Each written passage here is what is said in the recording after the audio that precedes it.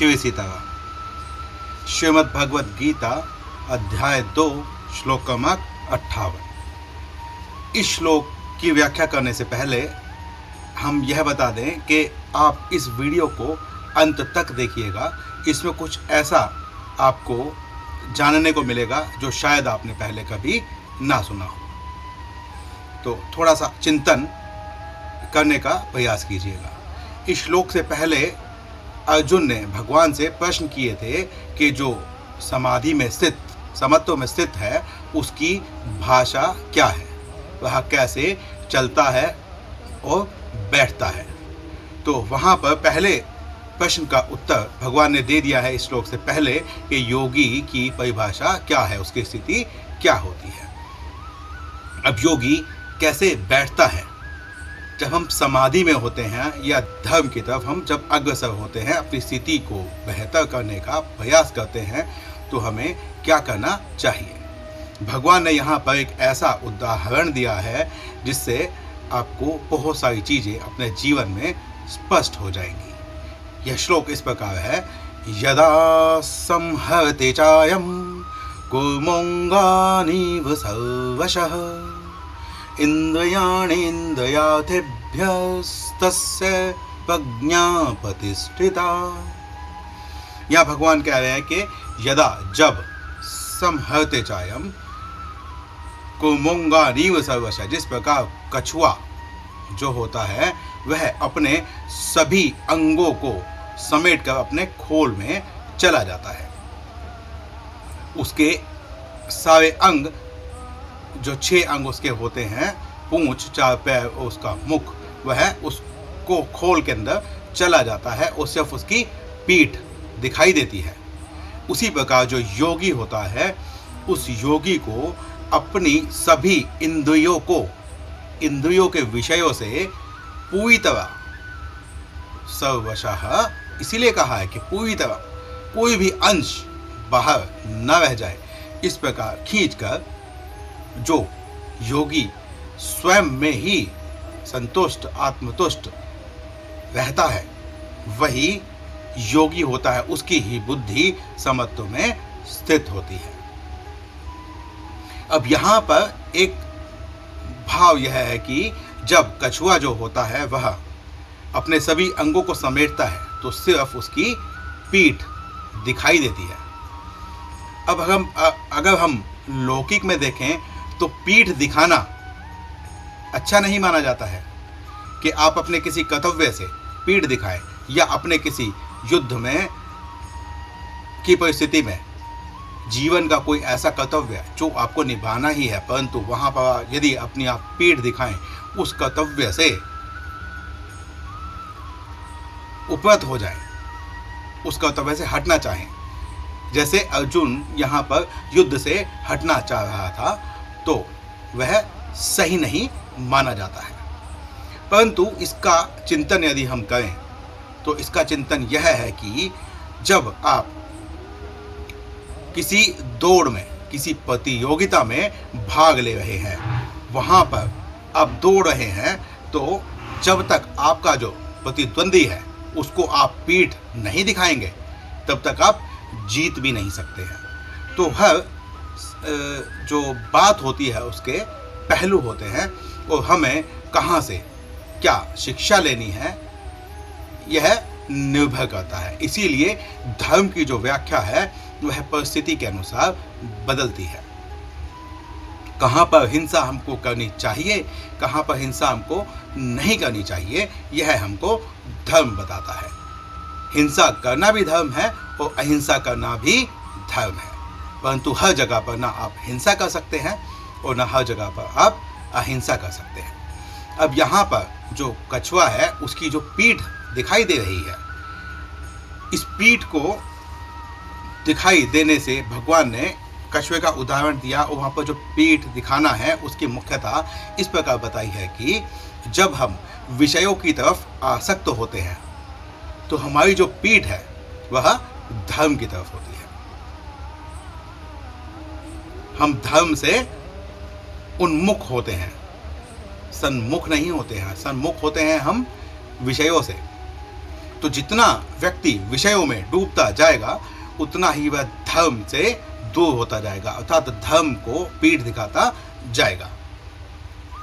उस समय पे जो मनुष्य है, जो व्यक्ति है, उसकी पीठ पर अधर्म राज करता है।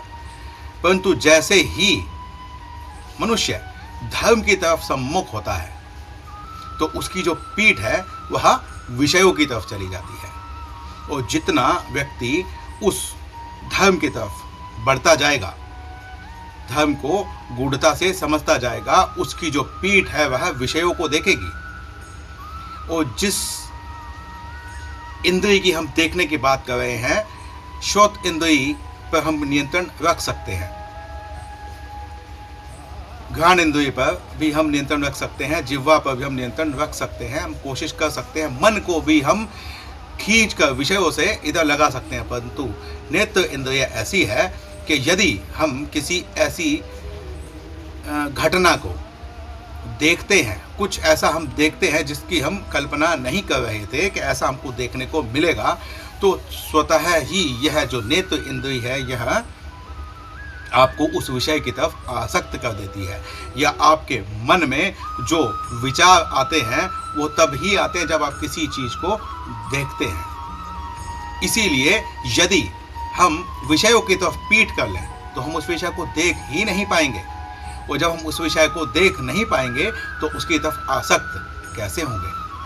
क्योंकि सुना हुआ जो होता है वह कुछ समय तक ही याद रहता है, परंतु जो देखा हुआ होता है वह अधिक समय तक याद रह जाता है। इसीलिए एक प्रसंग इस प्रकार का भी आता है कि कहा जाता है कि हनुमान जी ने श्री राम जी को और लक्ष्मण जी को अपने कंधे पर बैठाया था, परंतु एक परिकल्पना यह है कि वो उनको कंधे पर नहीं बैठाया था, क्योंकि हनुमान जी जब भी उड़ते थे तो वह लेटने वाली मुद्रा में चलते थे, तो कंधे पर कैसे बैठा सकते हैं? तो उन्होंने भगवान को पीठ पर बैठाया था।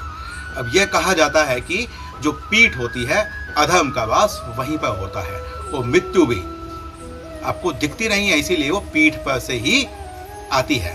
परंतु यदि आप अपनी पीठ पर भगवान राम अर्थात साक्षात धर्म, क्योंकि भगवान के एक नामों में एक नाम धर्म भी भगवान का नाम है, जब अपनी पीठ पर आप धर्म को धारण कर लेंगे तो विषयों से आप अलग हो जाएंगे, मुक्त हो जाएंगे, और मोक्ष की अवस्था, शरणागति, आपकी धर्म के प्रति जो आस्था है वह बढ़ेगी, धर्म से आप उन्मुख नहीं हो पाओगे। तो पीठ पर धर्म को धारण करने वाला व्यक्ति योगी बन सकता है। हनुमान जी से बड़ा योगी कौन होगा? तो इसीलिए हम यहाँ पर जो भगवान ने उदाहरण दिया है वो कछुए का ही उदाहरण दिया, क्योंकि उसकी पीठ ही दिखाई देती है। वो सभी विषयों से वह अपने आप को अलग करके और विषयों की तरफ अपनी पीठ को कर लेता है, जिससे कि वह प्रतिष्ठित प्रज्ञा वाली स्थिति में होता है। यहाँ पर सर्वशः जो भगवान ने कहा, सर्वशः कहने का अर्थ यह भी है कि अगर हम जाने यह देखें तो लोक में हमको ऐसा भी देखने को मिलता है कि लोग दंभी होते हैं, वह दिखाते हैं कि उनका इंद्रियों पर पूर्णतः कंट्रोल है, पूर्णतः नियंत्रण है, वह इंद्रियों के विषयों के आसक्त नहीं है, वह यह ऐसा लोक में दिखाते हैं, परंतु ऐसा होता नहीं है। वो अपने आप को ऐसा दिखाते हैं परंतु उनका मन विषयों में ही आसक्त रहता है। यह लौकिक में आपको बहुत सारे उदाहरण मिल जाएंगे। बड़े बड़े जो अपने आप को साधु, योगी या तथाकथित भगवान भी कहते हैं, सिद्ध कर देते हैं कि हम तो भगवान के ही अवतार हैं, स्वयं ब्रह्म हम खुद ही हैं, परंतु नियति जो उनका रूप है वो आपके सामने खड़ा कर ही देती है। वह किसी न किसी ऐसे केस में आपको दिखाई दे जाते हैं जहां पर कि उनको वैसा आचरण नहीं करना चाहिए था यदि वह योगी होते। इसीलिए विषयों से अपने आप को अलग दिखाना और विषयों से अलग हो जाना, जो विषयों से अलग हो गया है, जो विषयों के प्रति आसक्त नहीं है, जो धर्म भगवान की शरणागति ही चाहता है, जो अपने लिए कुछ नहीं चाहता, सब कुछ लोक कल्याण के लिए चाहता है, वह ही योगी है, समत्वधारी है। समत्व में ही जो प्रतिष्ठित है, जिसकी बुद्धि समत्व में प्रतिष्ठा पा रही है, उसके जो गुण हैं वह विषयों से आसक्त निमिष मात्र भी नहीं है। इसीलिए भगवान ने यहाँ पर कछुए का उदाहरण दिया कि क्यों हमको अपनी पीठ दिखानी चाहिए, परंतु किसको? विषयों को, भगवान को, ओ धर्म को नहीं। सम्मुखता हमारी धर्म के प्रति होनी चाहिए, अधर्म के प्रति नहीं। इस वीडियो में, इस श्लोक में इतना ही। मिलते हैं अगले श्लोक में, अगले वीडियो में। शिव सीता।